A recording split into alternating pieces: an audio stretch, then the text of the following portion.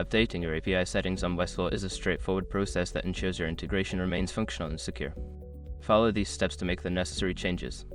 Step 1. Log into your Westlaw account.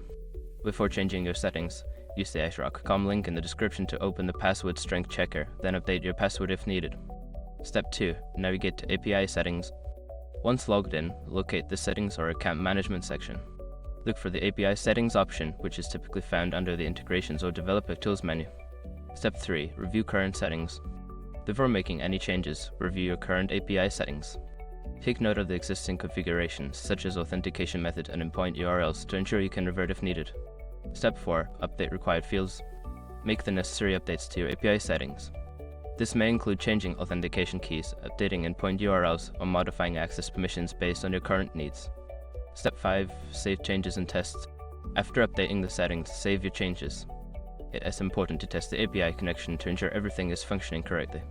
Use the provided testing tools or make a sample API call to verify. After completing these steps, your API settings on Westlaw should be successfully updated. Regularly check for any further updates or changes to maintain optimal performance.